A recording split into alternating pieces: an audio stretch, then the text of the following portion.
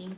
因为 COVID-19 的关系呢，其实已经有连续2年的时间都没有办法实际的来举行奥斯陆的自由的论坛，但是很开心，在重新打开国境之后，现在呢已经第3度选择台北，选择在这里和大家一起庆祝还有记录关于人权、关于奋斗的故事。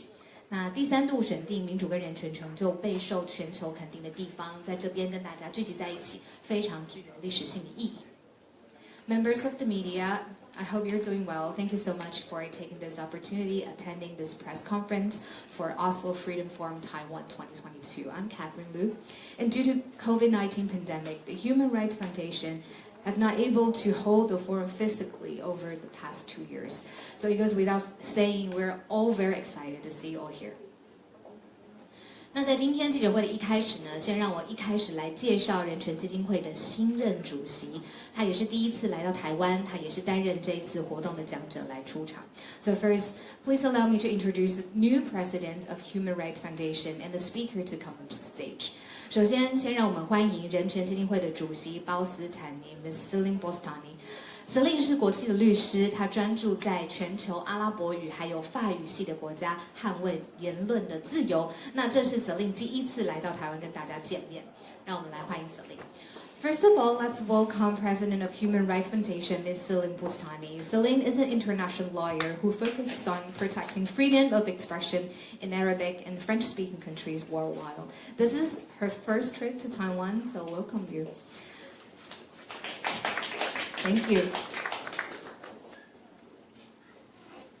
接下来呢，让我们欢迎今天也是人权基金会的资深策略研究员 Jenny Wang 汪彩艺，她是台裔移民，深受台湾民主的启发。那对于台湾政府以及中国政府相关的议题的，这都非常关心，尤其是中国政府的集权的议题哦。So Jenny Wang is a senior strategy research associate at Human Rights Foundation, who observed organizations' Asia-related campaigns and projects and research. Let's welcome her. Hi, welcome. As a daughter of Taiwanese immigrants, Jenny is deeply inspired by Taiwanese democratization and concerned about the Chinese government's style.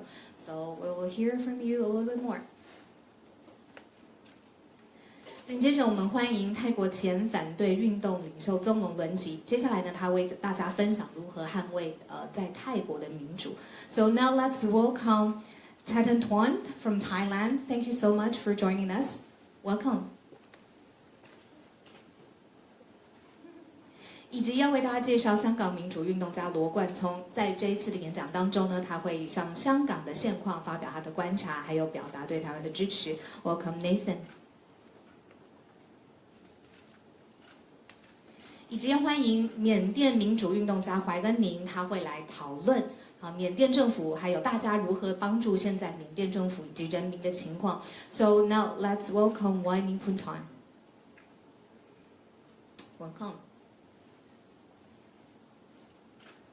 紧接着，今天我们也邀请到甘比亚反性侵运动家土法贾洛，他将讨论怎么样打破沉默的性侵的文化，以及促进#MeToo 的运动。Let's welcome Tufa Jallo. Thank you so much for joining us.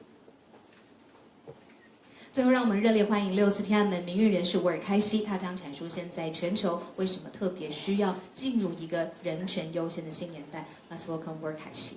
Thank you so much. 好，那以上呢，非常感谢所有的嘉宾。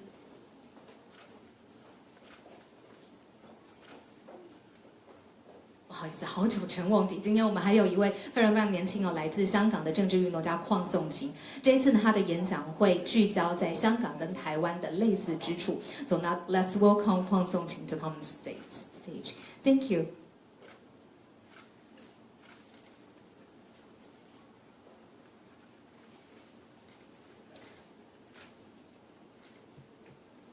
好，那现在呢，大家一字排开的就看到我们今天这一次Oslo Freedom Forum 2022 in Taiwan 的所有的重要的讲者跟嘉宾。那现在我们邀请所有的媒体朋友们，可以在这个时候捕捉下这个镜头，大家一起合照。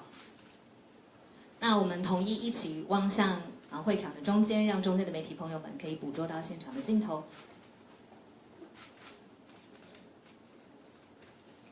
好 ，Let's all look at the right side, so the press friends from here can take the pictures. Now let's welcome everyone to look at the left side so everyone can take pictures.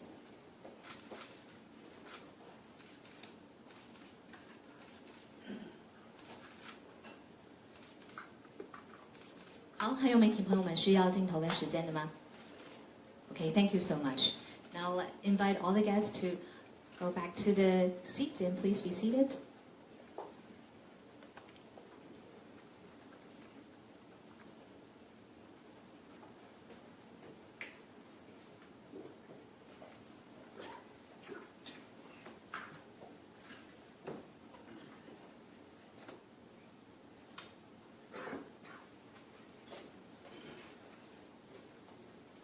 那经过疫情呢，相信大家都非常期待这一次整个论坛可以重返台湾的机会，所以一开始呢，让我们再次掌声欢迎我们的新任主席 Miss Celine Bustani 来说几句话，来介绍这一次论坛的重点。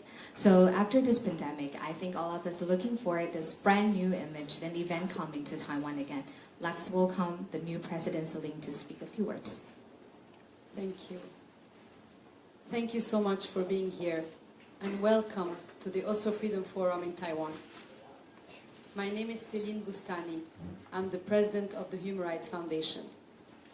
HRF is a non-profit organization based in New York, dedicated to protecting and promoting human rights in countries ruled by authoritarian regimes.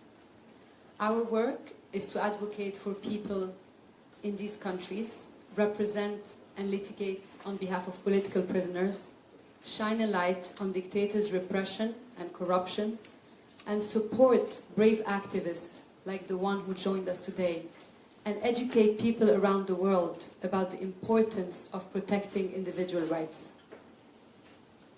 I'm thrilled to be in Taiwan here for the first time, the island of resilience.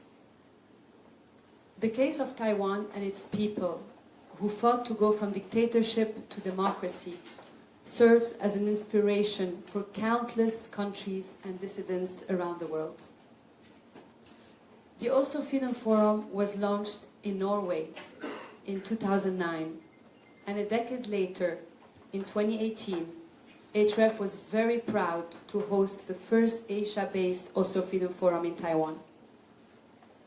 As a strong liberal democracy in a region with so many authoritarian regimes, Taiwan was a natural fit to be a capital of human rights and a beacon for others. Taiwan's journey continues to inspire our community, among them individuals who have been personally targeted by authoritarianism, to become more involved in advancing fundamental freedom in Asia and globally. We're very excited to be back to host our third edition of the Oslo Freedom Forum in Taiwan today.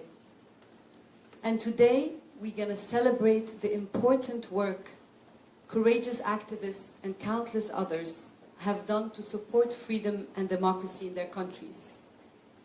We are joined by individuals from Burma, Thailand, Hong Kong, the Gambia, and Taiwan, whose strength, courage, and determination have been tested. Yet, they have remained resilient in the face of oppression. The theme of this year's Oslo Freedom Forum is Champion of Change, which recognizes advocates and their tireless efforts to defend human rights and champion causes. It is also a call to action for you, for everyone, to stand in solidarity with them, to be champions too, united in the common cause of protecting freedom. Through sharing stories, through exchanging ideas, and forming connections that spark collaborations, we can create collective action and achieve positive change. That is why it is crucial to continue a gathering of this nature and to keep bringing dissident voices and activists and leaders to Taiwan. We must support those working to keep Taiwan's democracy vibrant and help connect them with people who can strengthen their causes. During this critical time for Taiwan, we want to be here to show our support and bring in other voices to share strategies for uniting the global movement for freedom and democracy. We aim to provide hope and courage for human rights defenders across Asia and around the world. We want to ensure that we continue our presence here, which may include opening an office here and keep strengthening our community and supporting civil society. We are grateful for the support from the Taiwanese activists, from the NGOs, and also the government, whose foreign minister will open the conference later today. In the meantime, our work continues. Our goal is to host this event every year and to contribute in making Taiwan a capital for freedom and human rights. Thank you.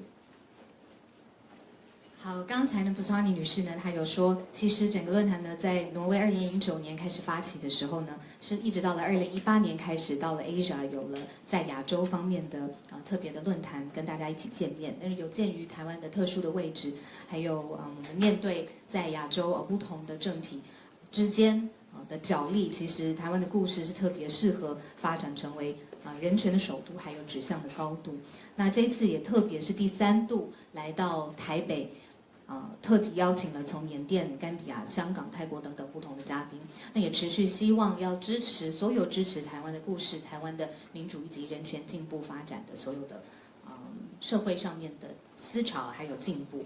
那接下来整个 HRF 的目标呢是每一年要持续的要举办实体的论坛，然后传送每一个不同国家的进步的故事。那接下来呢，让我们请 Jenny 来介绍今年的主题。刚才布斯瓦尼女士也有提到，今年的主题是 Champion of Change. Now let's welcome Jenny to introduce the theme of the year. Let's welcome Jenny. Hi everyone. I'm Jenny Wang from the Human Rights Foundation. Thank you all for coming and joining us today. I joined the Human Rights Foundation in 2018, ever since the first Oslo Freedom Forum in Taiwan. And now I manage this Asia-based event. Additionally, I also oversee all of HRF's Asia-related work, which includes various public education initiatives, innovative campaigns, and publications. Our organization has been paying close attention to and exposing China's authoritarianism. And we believe it is high time for the international community to do so as well. In light of unfolding events and abuses perpetrated by the Chinese government in recent years, we remain dedicated to exposing and detailing China's intensified threats on global freedom, peace, and prosperity. Another aspect that the Human Rights Foundation deeply understands is how dictators learn from one another. And that is why today we are bringing together champions of change from Hong Kong, from Burma, from Thailand, from the Gambia, and indeed Taiwan as well, to come together to increase dialogue and to increase public understanding. That is what the Oslo Freedom Forum in Taiwan is aiming to do. While Taiwan has successfully democratized, currently more than half of the world's population still lives under dictatorship, suffering under conditions that the people of Taiwan had experienced just a few decades ago. As President Celine mentioned, this is the first and only Oslo Freedom Forum in the Asia region, and that is why we believe it is so incredibly valuable to bring these activists here to Taiwan to exchange ideas, to amplify their stories, and to also shine a spotlight on Taiwan and the people of Taiwan from the past, present, and indeed the future, for all of those who have fought and continue to fight to keep Taiwan free. Today is our third Oslo Freedom Forum in Taiwan, making Taiwan one of the most frequent host countries outside of Norway and the United States. We very much look forward to coming back year after year. Thank you so much for joining us today. 刚才 Jenny 跟我们说呢，她是在2018年的时候加入人权基金会，那他一直在看所有跟亚洲事务有关的论坛还有活动。那在这几年来呢，是特别关注中国政府对于全球的自由以及人权议题带来的威胁以及伤害。那珍妮跟我们分享，就是说领袖跟思潮还有故事之间其实是会互相放大、互相影响、互相交流的。所以这一次也非常非常特别，再度邀请了来自非常非常多不同的地区国家带来这些激励的故事，也希望呢这些激励的故事可以继续照耀着台湾自由的光芒，继续成为台湾前进自由人权国家的一个助力。那Jenny刚刚也跟我们分享，因为这已经第3度来到台北了，所以这已经成为一个最长来到台北举办的一个国家。那希望接下来每一年都还有机会再次以实体的机会和大家一起见面，一同分享来自世界各国的重要的思潮以及关于自由与平等的故事。Thank you so much。那接下来呢，我们要邀请各位讲者可以简单介绍一下自己，介绍自己的故事，介绍自己国家的现况，还有今年和大家想要分享的主题。So now let me welcome everyone. Can briefly introduce yourself, your background, your story, so our media friends can know a little bit better about you.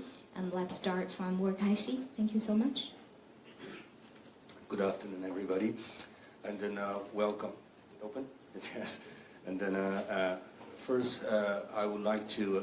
Well, my name is Warkaishi. I'm the Taiwan Parliamentary Human Rights Commission's General Secretary, but also I'm a former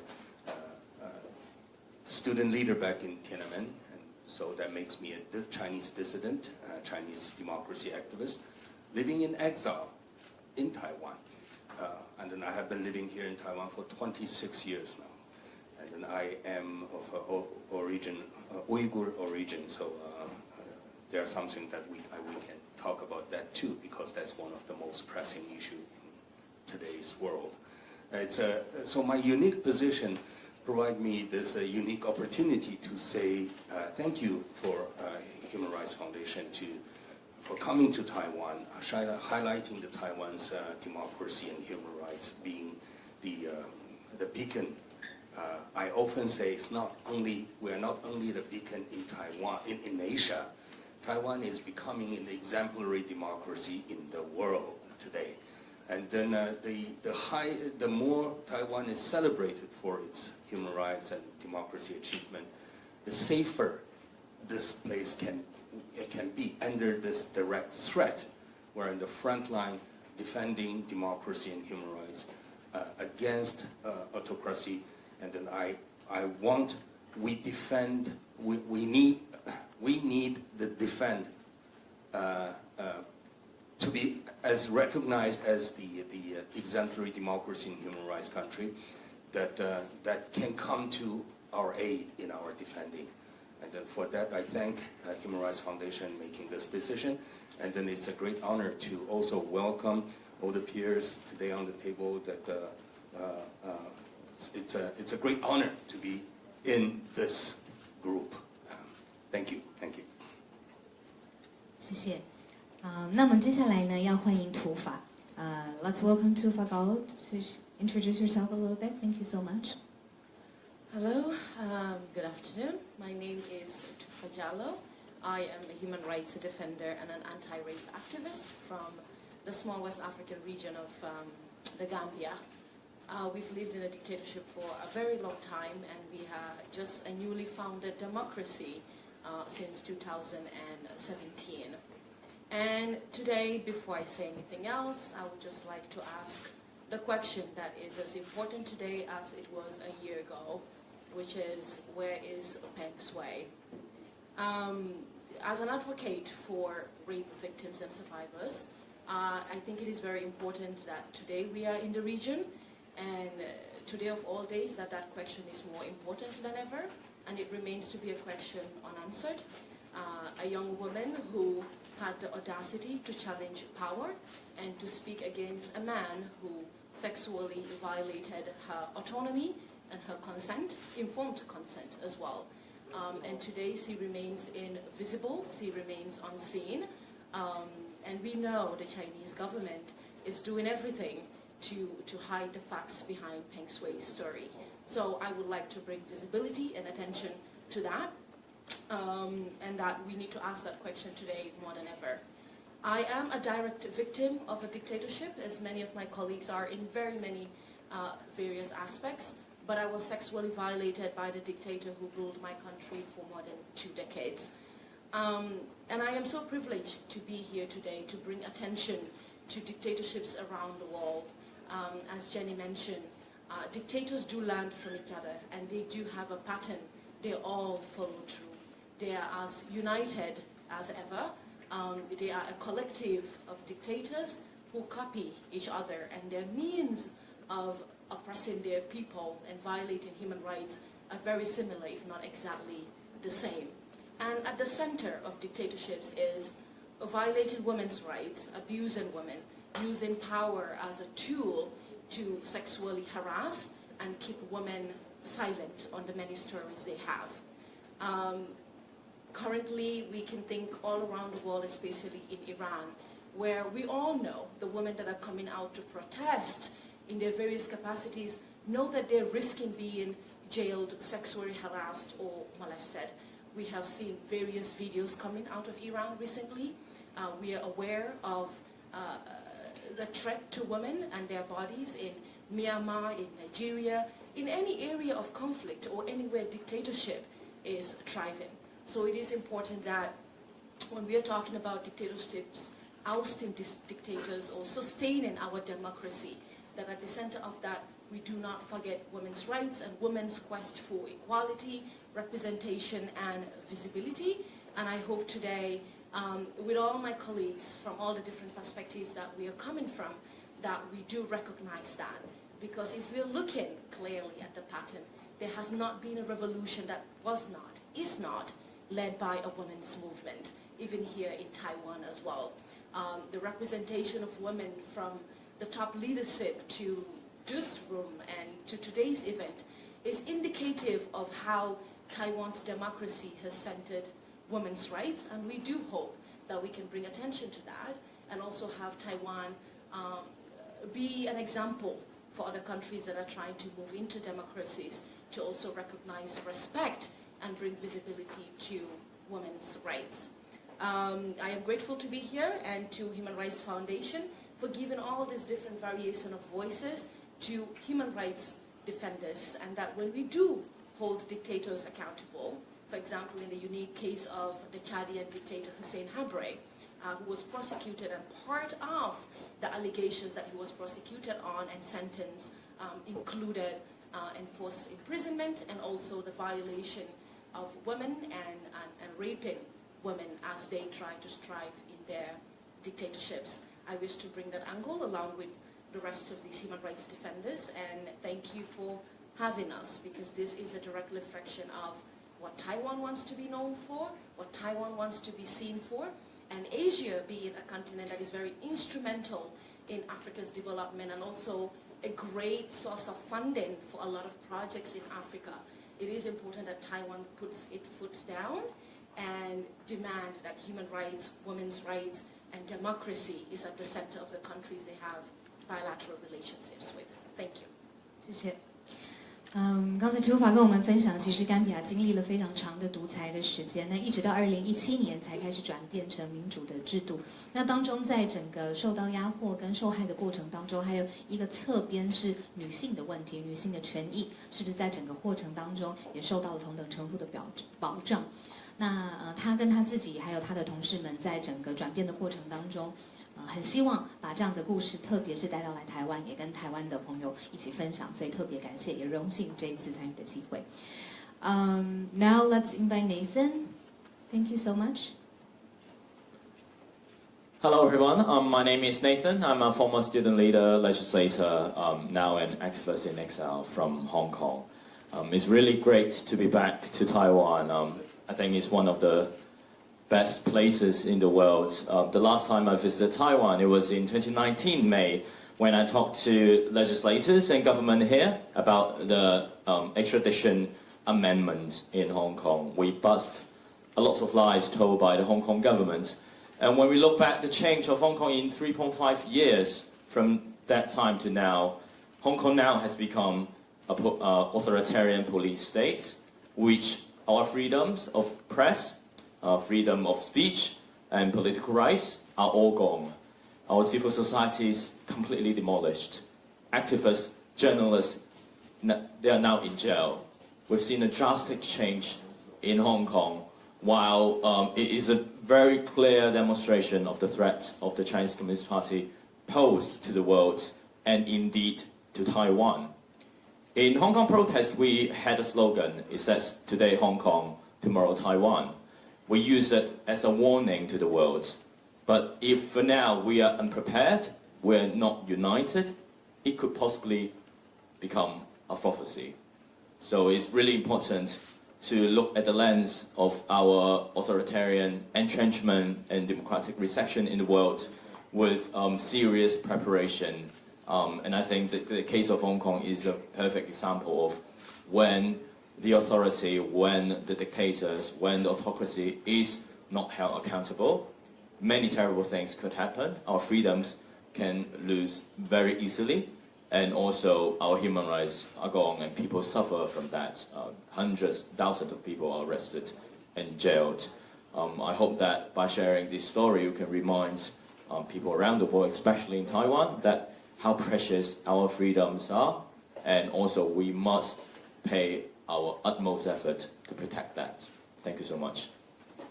Nathan 刚刚跟我们分享，他是上一次来到台湾的时间是2019年，那结果没想到3年之后，现在整个香港的社会还有整个市民，他们生活的风格已经遭到了完全的彻底性的改变，包括从言论、思想、行为上面，包括跟警察还有各种独裁事件，其实也造成了非常非常多的人受害，上千的人入狱。在整个香港抗议的行动当中，有一句口号是"今日的香港，明日的台湾"。那这句口号如果只是口号，而不在整个抗议的活动当中学习到更多，那搞不好这句口号会成了一个自我实现的预言。因此，他特别希望透过这一次的机会，可以提醒台湾的自由是多重要的事情，也把香港的经验分享出来。接下来，我们邀请来自泰国的朋友。Now let's welcome Thanathorn. Hi. Hi everyone. My name is Thanathorn Jimrungrungkit. I am very honored to be here as a speaker in this Human Rights Forum. I would like to share a little bit of my story. My social interest started in 1997 when I was in university. I was elected to be the Vice President of the Student Federation of Thailand. And that's how I started to involve in politics and social problems. After my graduation, I went into business. But what happened in 2014 brings me back to politics. In 2014, General Prayut Chan-o-cha staged a coup and seized powers from an elected government. And I said, this is enough. This is enough. Thailand, in my 44 years of my life, there's already been 13 coup d'etat in Thailand, more than any other countries in the world. I was running my business that time. I was a very successful businessman and I was very happy with my life, but I decided that somebody has to do something, somebody has to stop this cycle between democracy and dictatorship that has been going on and on forever for the last 90 years of Thai modern history. And I just said, no, coup d'etat has to be history. Democratic governing system has to be established. So that's why in 2018 I resigned from all my business posts and started a political party. We campaign for human rights, we campaign for democracy, we campaign for military reform. But in the end, after a very widespread popular we have got during the 2019 election, we got 6.3 million popular votes back then and making us the third largest political party in the parliament. But our success was a threat to the regime and they banned me from politics for 10 years. I was disqualified as an MP, and my political party was dissolved by the ruling of the Constitutional Court, whose members appointed by the junta. So that's my story, and I'm here to share our story with all the freedom fighters around the world. That number one, don't ever take democracy for granted. That is the lesson learned very hard in Thailand. Because to restore democracy, you need a lot of time and effort. It takes a lot of tears and a lot of blood. So don't take it for granted. And second, I would like to share our story about hope, that the people of Thailand still very hopeful that we will finish this democratization process within our generation. So thank you very much. 刚才钱德创跟我们聊的是，他其实1990年代他在学生时代的时候就开始接触了公共的事务，然后那个时候也在学生的时代担任学生领袖。那他后来呢，其实是进入了商务的世界，他在商业的世界当中取得了巨大的成就。但是之后他发现，泰国有的90年的现代史都是独裁专政的历史，他认为一定要有一个人出面来让这件事情变成历史，而让整个泰国来朝向新的现代的民主的政治制度。因此他自己成立了一个政党，现在呢也是在泰国国会当中第3大的政党。但是即便有这样子的民意的代表的基础，在推进的过程当中还是遭到了非常大的阻力跟阻挠。那他希望可以在透过这次论坛当中，让我们知道，其实所有民主的奋斗都是经过很多的汗水跟泪水，以及协议的奋斗，不可以掉以轻心，也不可以认为这是理所当然。And now let's welcome from Myanmar. Thank you so much. Good afternoon, everyone. My name is Wayne Punthone, and I'm from Burma, currently living in exile at the moment. I've been, you may know that there was a military coup last year, but I've been working with grassroots activists and organizations on the ground to bring international attention to the situation in Burma and to mobilize international action against the Burmese military in Burma. Because I grew up under a military dictatorship as a daughter of a political prisoner, and you know, my father's been in and out of prison. We often joke that prison is part of his occupation. So now it's very sad to see that Burma is going back to those dark days under the military. But we are determined to get rid of this military, because even after nearly 2 years of this attempted coup, the military in Burma still haven't been able to consolidate power. And people have been resisting in every way possible. But international community is not really giving us support that we need, or even speaking out against the Burmese military like we wanted to. So being here together with courageous activists from different countries, building a network of solidarity, but also finding a way to work together to mobilize international action is very important for all of us, I believe, but also important for people in our country, to give them hope that, you know, they are not forgotten. Our causes are not forgotten. So thank you so much for being here today, and I look forward to your questions. Thank you. Thank you. 文宁pun传他是可以这么说，她是政治世家，同时也是政治犯的女儿。她的父亲多次的进出监狱，她常常开玩笑，就是当一个 prisoner， 当一个囚犯是她一半的职业。那在这样子的背景之下长大，她很痛心看到现在在缅甸还是出现了回头路，而且现在缅甸的处境非常的分歧，来自于国际社会的关注跟支援其实是严重的不足的。那他很期待他能够现场跟大家分享他的家乡发生的历程，他也很欢迎大家针对现在缅甸的民主运动可以提出更深的提问。那今天我们继续欢迎来自于香港的鄺颂晴，欢迎您。Hi, I'm Chongqing Kwang from Hong Kong. It's my great honor to be here speaking to all of you as a Hong Konger and as the Hong Kong campaigns coordinator of the Inter-Parliamentary Alliance on China. It's my great privilege for me to be here. I think this will be the closest I'll ever be to my home for now. Taiwan feels very familiar.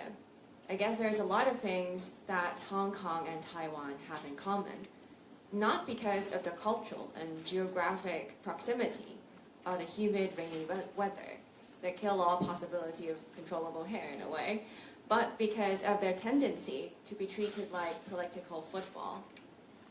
But we are also united because of our shared love for freedom and desire for self-determination. I hope that Taiwanese and Hong Kongers will walk the journey of self-determination resolutely together. Through conversations, discussions, and exchange of ideas like what's going to happen in the Oslo Freedom Forum, we will learn from each other and work with each other. And I wish the international community will stand with us and respect our agency as we fight our battles against authoritarianism and for agency and the right to decide for ourselves what we want for the future. And I want to also thank Taiwan for welcoming Hong Kongers, and I pledge that I will continue to fight for Hong Kong and Taiwanese self-determination in my work as an activist and as IPAC's Hong Kong campaigns coordinator. And I look forward to your questions. Thank you. 刚才方仲晴跟我们分享，其实在他的观察当中，台湾跟香港有一个非常相似的地方，就是在政治的光谱上面被当成被利用的棋子。那这是他非常非常靠近台湾的时刻。那他也认为说，当台湾或者是香港的力量意见团结在一起的时候，来自于国际上面的社会的支持也会更多。那他也希望待会大家提问的时候，可以针对现在香港的处境，还有他持续以来一直奋斗的目标，可以进行更多的提问。好，那我们现在呢就开始我们记者会 Q&A 的部分。Now let's roll into our media Q&A session. 我们会以本地的记者还有国际的记者交叉提问的方式，然后让大家都有平均平等的时间跟机会。那小小的提醒，在您提问之前，请先让我们知道您服务的媒体的机构，还有您服务的性质，让我们更可以了解您的大名。所以我们现在先邀请本地的记者可以开始提问。我们在现场也会有工作的人员。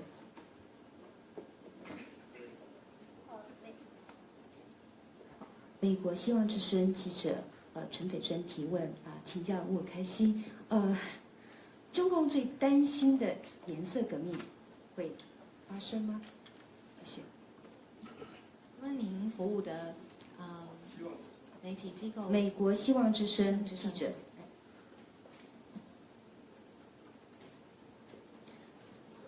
我想过去30多年，从天安门之后到现在的这个30多年，各种中国的颜色革命一直在发生着。那么它所发生的形式不一定是明确以政治民主改革作为诉求，有的时候只是对于专制的不同层次的专制政府体制的一种反抗。它可能不一定是在北京天安门广场，可能是在义乌，可能是在郴州，可能是在我们所知道，就是很多地方都发生了对于政府的这种专制压制的这种反抗，这种反抗从来没有停止过啊。但我想，真正中共政权现在已经变成这个世界所见过的唯一最强大的专制政权。整个全世界的历史上，目前为止出现过的最强大的专制政权是中国共产党政府。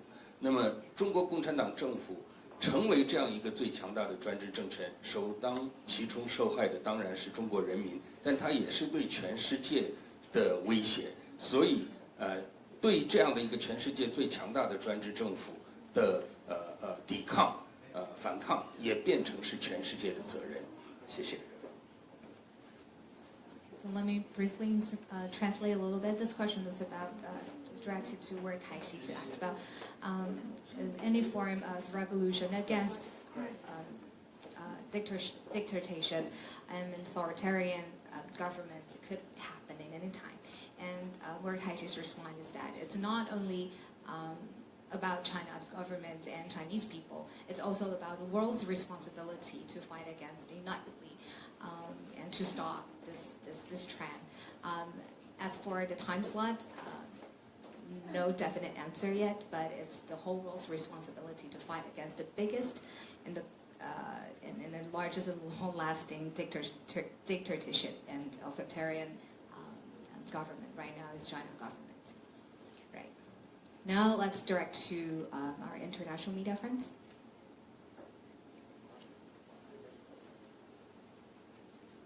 Hello, my name is Pablo from ABC Spanish newspaper. I'm based in Beijing. I just came here to attend some events.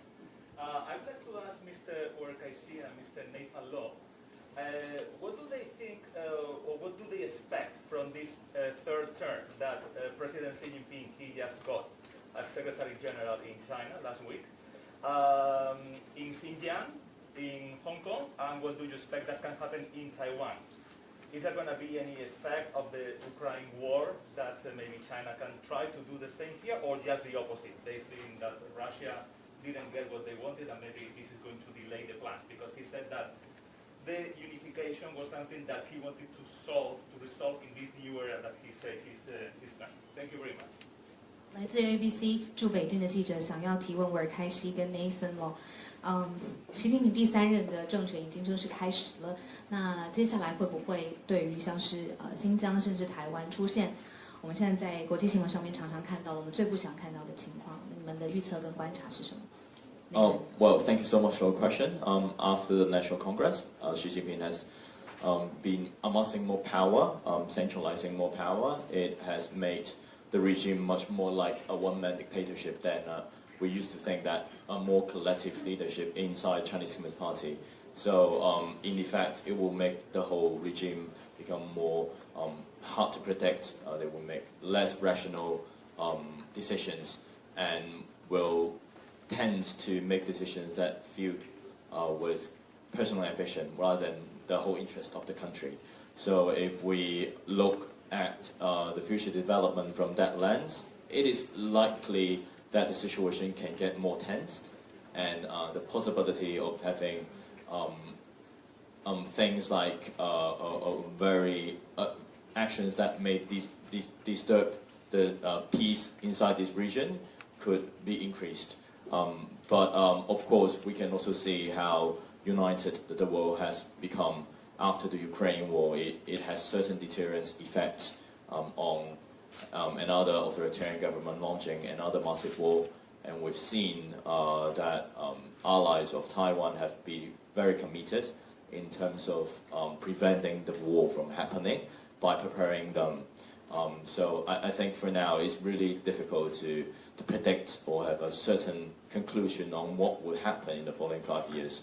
But definitely I think the situation is quite tense, and I don't think any of us should, I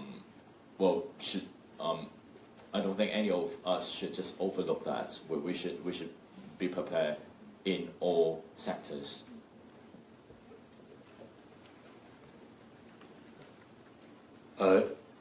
We have observed Xi Jinping for the last 10 years. I mean, we have already learned what his personal character is. He's not a person who welcomes dissent or discussion. All the policies in the last 10 years come from Beijing has pretty much been one man's will. And now, in the 20th Party Congress, he successfully consolidated powers. And then also eliminated very limited, limited dissent within the party. So we can, I think, successfully, and I echo Nathan saying that it will become more of a one-man show in the future. There will be even lesser of different voices. But can that be translated into military aggression to Taiwan, whether he is going to draw some lessons from the ongoing war in Ukraine, the Russians' invasion to Ukraine? I think it's not really a yes/no question, but my tendency of answering this question is I think not only it's the party, Xi Jinping is the person drawing lessons from this war. Taiwan is also, and then the world should also draw lessons from the Ukraine war. This is an unfortunate situation. The war took place. Russia blindly invaded Ukraine. The world sat back and watched that happen in the name of preventing World War III. In the name to prevent World War III, and we allowed a war, an invasion. And then that's the mistake. That is on the world. That's on the Western democracy. This is something the Western democracy should draw a lesson from, and then send a right message to Xi Jinping. And with a right message to Xi Jinping, I think the war is less likely. If the message is wrong, the war of aggression onto Taiwan is likely. So that it really largely depends on the war, on the world, Western democracies, to send a right message. That right message should be, China should be afraid of the world, the Western world, not the other way around, not the world afraid of Beijing. But Xi Jinping didn't demonstrate himself being one of the most intelligent person from the past history. So can he get that message?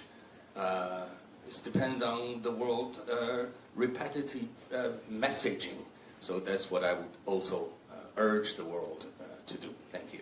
And what do you expect for Xinjiang in the next 5 years? Translation first. Okay. Sorry, give me a second.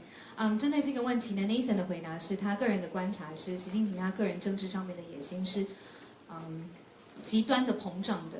那在对于台海之间的局势当中，的确他看起来是越来越紧张。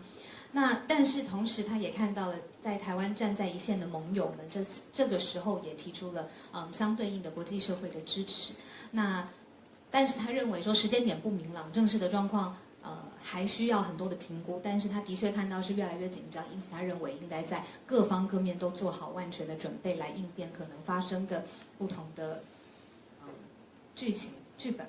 那另外来自沃尔开西，他刚才说，他观察习近平超过10年的时间了，尤其在这一次20大结束之后，这个结论就是这是一人独大的专制政党，是 one man show， 一个人的主张，他不会有更多的讨论的声音。但是他认为说，这个不会有讨论的声音，会不会直接转变成对于台湾的武力侵略呢？沃尔开西认为说，这不是一个 yes 或 no 的这么简单的问题。他认为说，现在不仅是台湾，甚至是全世界，甚至是习近平本人都在看乌克兰战争之下对于这个世界造成的影响。那他希望的是，这个是全球应该可以一起协力，对于习近平还有这样子最大的一个独裁政党释放的一个讯息，是说，这个世界不应该害怕中国，不应该害怕习近平，而是应该反过来。他认为说，在接下来我们在学习战争带给我们的教训，而且去避免发生世界第3次大战的时候，这个是世界可以一起做传递给中国政府的讯息。那能不能习近平得到这样子的讯息，并且改变这接下来时间点，还有正式发生武力侵略的可能性，他都认为不是一个单纯 yes 或 no 的问题。And as for Xinjiang, right? You were asking? Yes, Mr. Guorkaisi. Yes. I wish I had more good news or good forecast to our Uyghur people, but unfortunately, I don't think at this time we can report any positive development. I think after consolidating Xi Jinping his own power, and then we need to know the true character of totalitarian regime. They don't correct their mistake. I think it's the same there. It's not because they're lack of intelligence or anything. It's just the system dictate themselves. Their own system dictate themselves to continue the policy that they have already launched. For Uyghur situation is cultural genocide. It's genocide. So that policy, unless the world come around, shift from strategic ambiguity into clearness, deterring clarity, and then push China to change.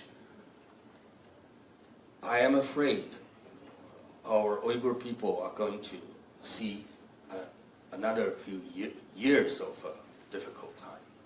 And then I urge the world to think again. In the 21st century, we are allowing a totalitarian regime locking up more than millions of people based on their ethnicity and religion.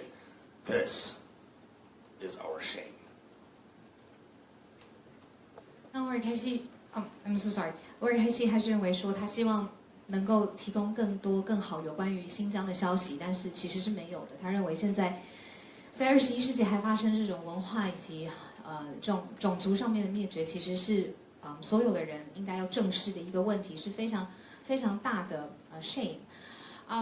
他也认为说，除非在政策跟立场跟战略上面，我们去除掉一些暧昧的摇摆的讯息，而是可以非常坚定的正视跟中国政府拒绝这样子的情况。那否则，在21世纪这样的情况如果没有改善，其实是所有人很羞耻的一件事情。他的意思就是说，希望可以透过正式的立场的传达，让在新疆其实这样子，我们看到文化跟种族上面的伤害可以停止下来。Now let's drive to local media friends. 台湾信传媒编辑主任洪培英。We have questions for Mr. Nathan Law and Mr. Tanatong. For Mr. Nathan Law, you have been in Taiwan for several days, exchanging views with many young Taiwanese people. Could you share your observation about it? And as a youth leader from Hong Kong, what are your advices for our young generation facing China's pressing threats? As for Mr. Tanatong, since Taiwan's local election is coming, what your impression of Taiwan's democracy is?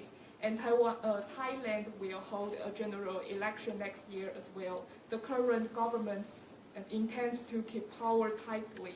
Could you share with us how you will promote democracy movement in this regard? Thank you.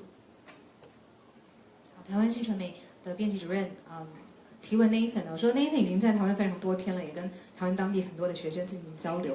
那可不可以跟我们分享你这几天的所闻跟洞见？那对于 Tanatong 他是提问，就是说其实台湾接下来县市层级的选举马上就要发生，年底的选举很近。那他对台湾的选举的印象以及文化的理解是什么？那同时，其实泰国政府现在面临到的一些情况，还有选举的文化，也希望可以跟我们分享。So start with Nathan. Well, thank you so much for the question. Indeed, I've come to Taiwan for many, many times. It is like one of the best places I've been traveling to.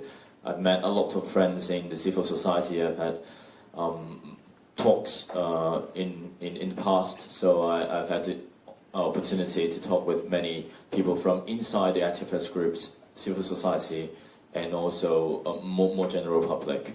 I think there is a discrepancy in terms of the urgency about the urgency of the Taiwanese situation. Some people inside the civil society or activist groups, they're definitely more nervous about the current status. And for the general public, they intend to be more relaxed about it. And I think that gap should be filled. Is really important for us and for the mass public to start to see the possibility of very terrible things happening in the future as a concrete threat, and we act accordingly. I think we indeed need more delivery of these messages to a wide range of people, especially young people in the world, around the world. We've been talking about how young people are not so active in terms of participating in electoral politics as older generations. I think indeed we need to talk to them about it, and we need to also do more campaigns about actually your vote does count.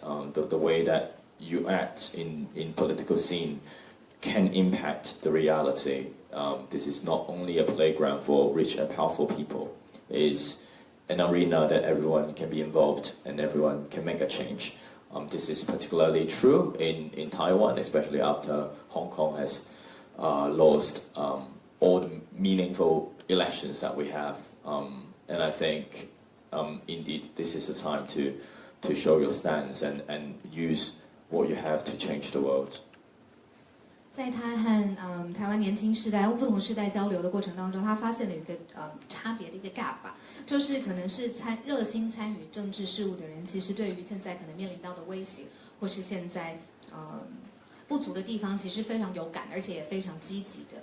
可能也比较焦虑的在应对，但是对于一般大众，尤其是年轻世代，可能对于参与政治事务，一来相对的冷感，二来对于现在资讯上面的流通以及威胁性，其实也不愿意那么积极的去应对或者是理解。那他认为这样子的差距其实应该要缩小，也让所有的人理解到，以他来自的背景来说，香港已经失去了直接参与政治事务的方式。但是台湾现在还有，所以他认为这件事情也应该让一般的所有的人大众可以积极的参与，而且更加的投身在政治事务当中，而到我们自己想要的民主的方向。As for Tanatuan, for our elections coming.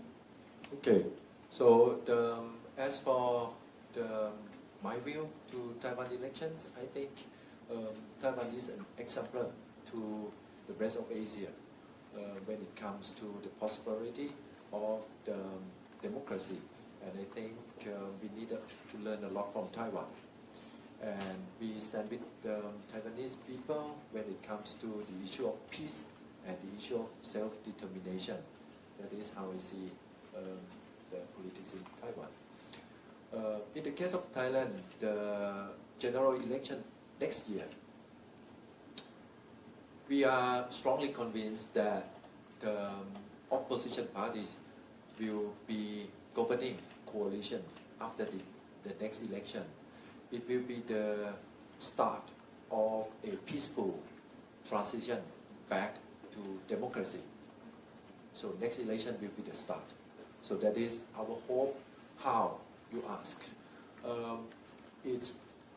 I think it's clear after 8 years of General Prayut Chan-o-cha leadership, it's clear that Thailand has become more unequal than ever.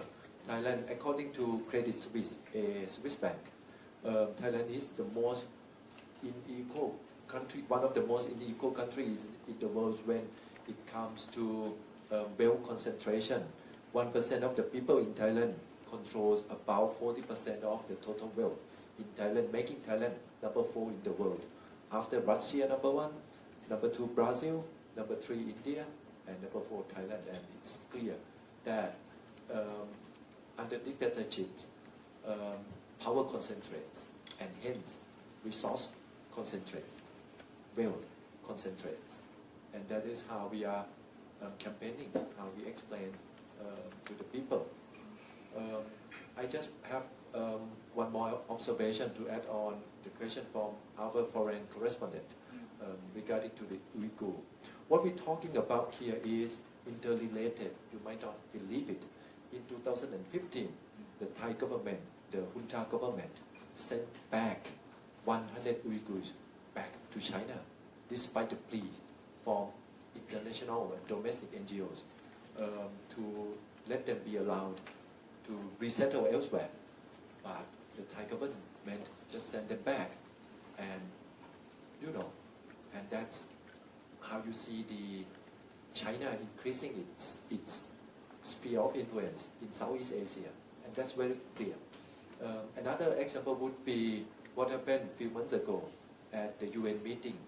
Thailand refuses to vote to condemn Russia on the war of Ukraine. Thailand didn't vote in support of that condemnation. So I think it's clear that the influence of China is now expanding, and they work very closely with the dictatorship in Thailand, with the junta in Myanmar. You see Chinese footprints all over the place. 江南他认为说，泰国明年的选举，反对党他会率领一个联盟，过度的顺利的过渡交接到新的政府的形态。那他认为说，这也是现在泰国人民心之所向的地方，因为呢，根据瑞银的报告指出，现在泰国应该是在面临一个极度不平等，而且贫富差距最大的一个时间点，1%的人口掌握了40%泰国的财富，那包括了权力的集中、选票的集中，这些都必须要经过一个过渡，然后分散。那他特别想要对于国际的媒体朋友讲的是说，虽然我们今天来自于这么多不同国家的故事，但他认为这些故事以及事件是会互相交织在一起的。那他举了一个例子，就是说之前在 UN 上面联合国上面的会议当中，泰国的代表并没有对俄国提出反制或是谴责。那他在观察里面，其实那是认为中国现在对于泰国的控制也好，或者中国的对于泰国的影响也好，现在是加剧而且扩大当中。那他所以认为说，其实大家都应该在同一个阵线上面一直的互相的关心，而且互相的学习，互相的理解。Now let's welcome our international media friends. Hello, my name is Mads. I'm from Sinalytica. It's an independent media from Denmark. And I have a question about EU-China relations. And it's to Mr. Wu Kaixi, and also to President Asaf Bustani, and to Mr. Nathan Law. And so tomorrow, Olaf Scholz, the German Chancellor, he will be visiting Beijing.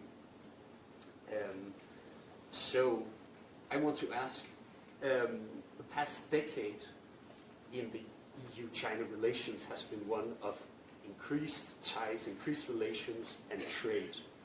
So if you could sort of say to the European governments, what type of relations you think the next decade or the coming years should be like? What would you say? This is my question.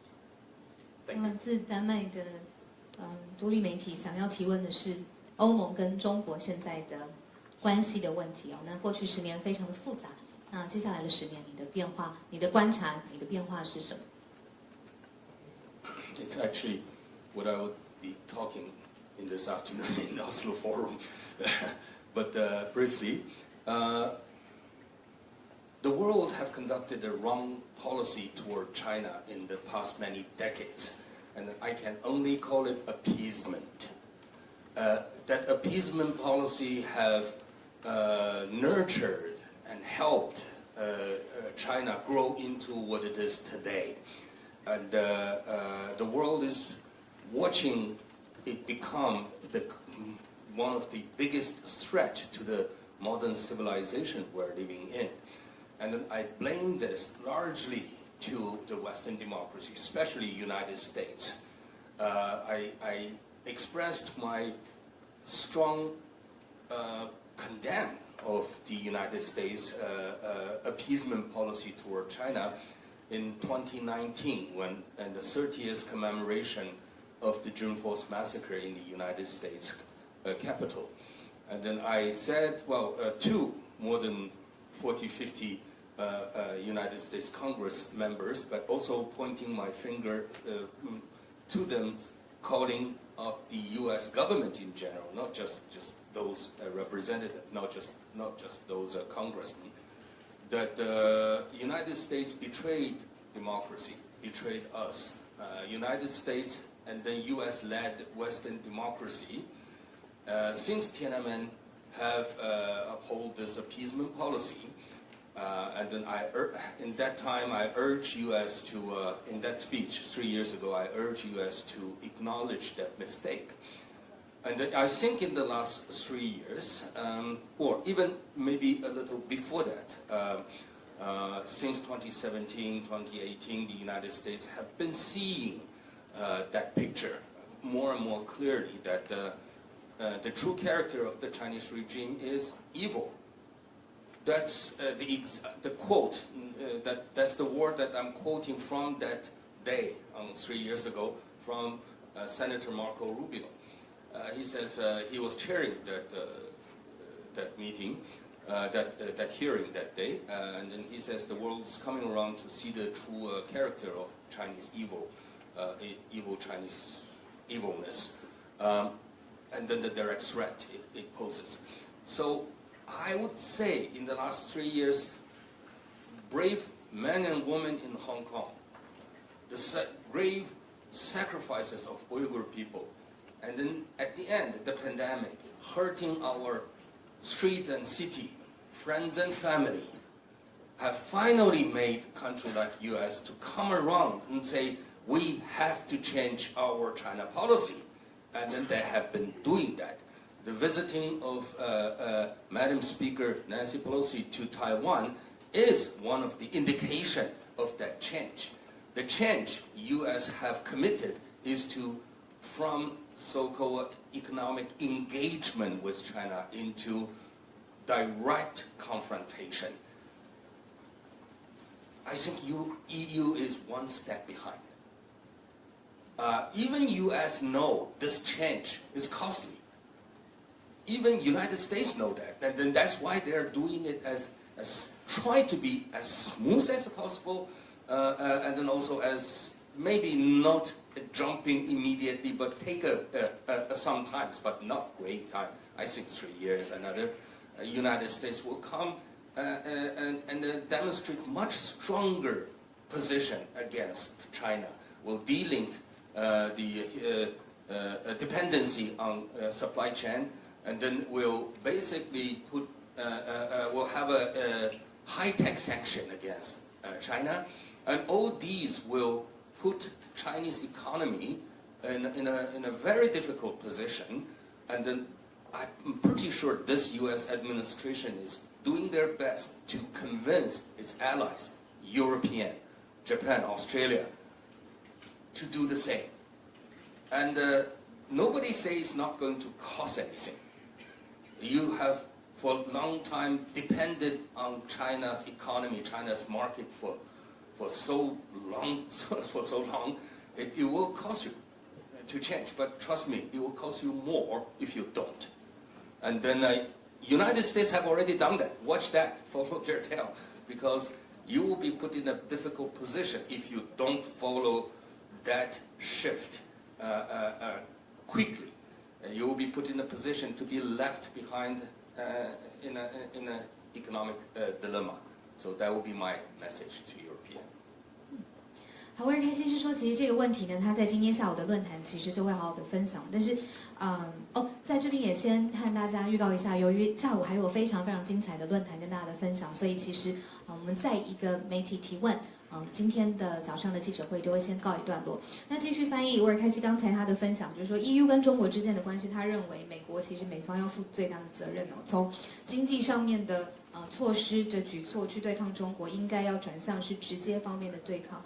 他引用了 Senator Rubio 他有讲到的一句话，是说他认为中国政权的本质其实是邪恶的，那所以应该要在这个基础之上对抗中国的力道应该要更强烈，那而不是用经济上面的措施而已。那另外他认为 EU 的反应跟速度上面又更慢，所以美国其实应该要说服他的 EU 的盟友们，然后一起在这件事情上面跟中方打开更深度的、更绝对的、更直接的对抗的关系。Thank you for your question. I think there are two obvious things. One is the first and last resort of dictatorship is violence. That's obvious. The second is appeasement doesn't work. We've seen it again and again. So it is high time that Western democracy unite, democracies around the world, the same way dictatorship are forming alliances and copying from each other and helping each other. The same should happen, and we've seen it with the war in Ukraine. We've seen how so many countries have created, like a sanctioned program with concerted effort, and it did work. And we need to see that not just when a war happened, but we need to see it every day. And definitely this should be a priority. Thank you. President Celine 是说呢，在乌克兰战争上面可以看到全世界一起抵抗暴力这件事情，拒绝独裁这件事情是做得到的。我们应该每一天也强化这样子的信念跟能力。So I'll ask about the visit. I'll answer about the visit. It's ridiculous for the German Chancellor to be this time to meet with Xi Jinping after he amassed so much power and his support to the Russian war effort. I believe that it is violating the unity of the free world, countering Russian aggression and dictatorship, it's really crucial for us not to meet with Xi Jinping and not to greet him and be in presence with him, because he will wear it as a badge of honor and a promotion for his success in all these frontiers. So in the future, the EU should definitely reduce reliance on China, build stronger alliance with like-minded allies in the free world, sanctioning more Chinese officials and Hong Kong officials who are responsible for the human rights violation in Hong Kong, in Uyghur region, and also in Tibet. And also the EU should be more focused on developing stronger ties with civil society in order to strengthen democracy and the civil society sector. 因为德国总理肖兹他这一周就会率领团队去访问北京了。那其实，在国际社会还有包括在德国，也招致一连串的批评。那Nathan刚刚是分享，就是说，其实更直接的做法就是不要再去跟北京的高层代表人物互相的见面了，直接的抵制，还有直接的像刚才沃尔开西所分享，就是立场上面的表明，其实现在是应该特别注重的地方。好，今天我们开放最后一位问题，谢谢。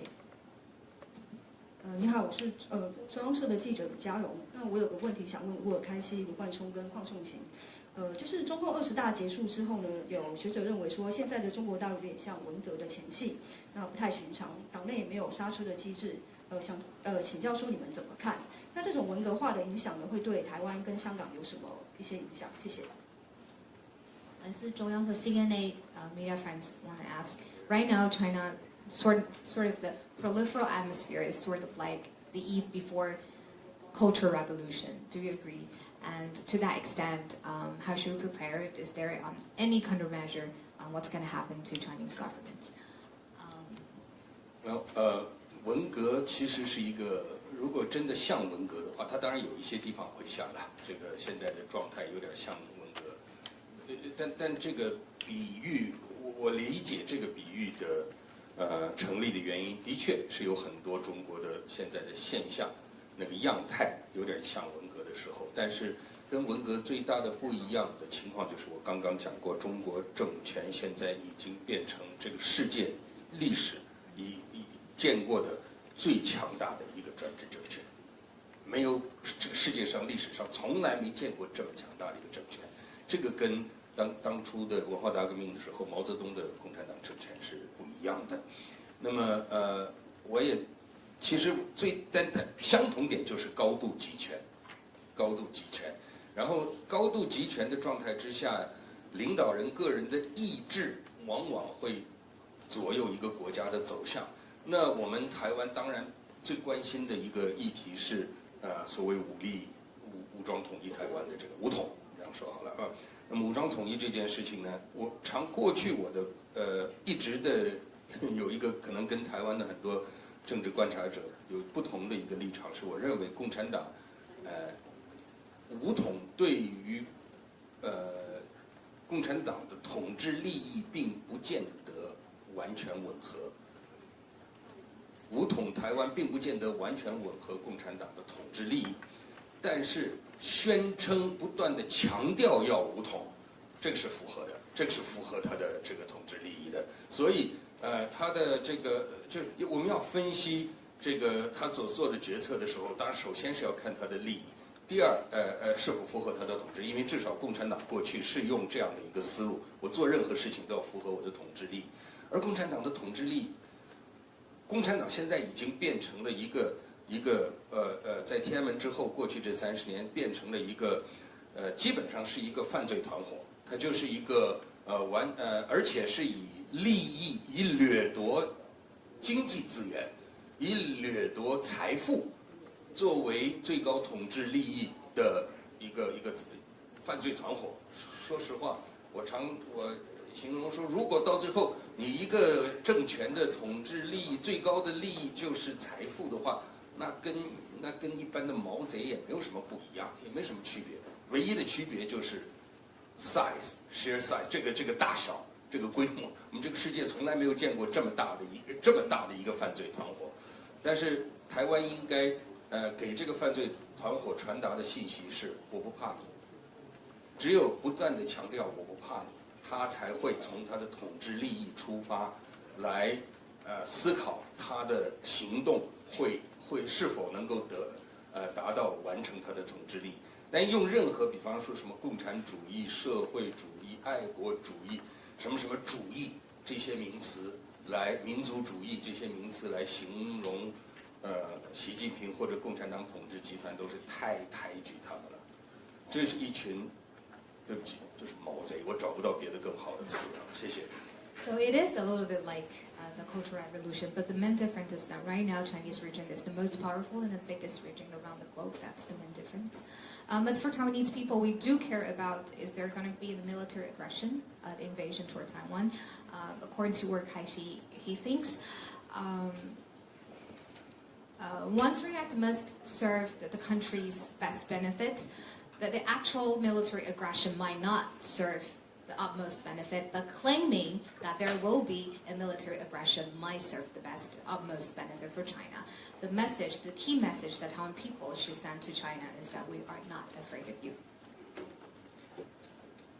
关于对于香港这个影响，我觉得其实20大之后，我们看得见习近平对于要consolidate 他自己的个人的一些 legacy， 其实是非常明显的。对不起，我没有想到中文应该怎么讲，所以我就中英夹击这样。然后他把他身边的人都换成是自己的亲信，这个其实蛮看得出来，他对于他之后要继续去延续他这个个人的神话，其实他是有打算的。例如说，他当时他已经讲了，他希望解放军在2027年就具备武力攻台的能力。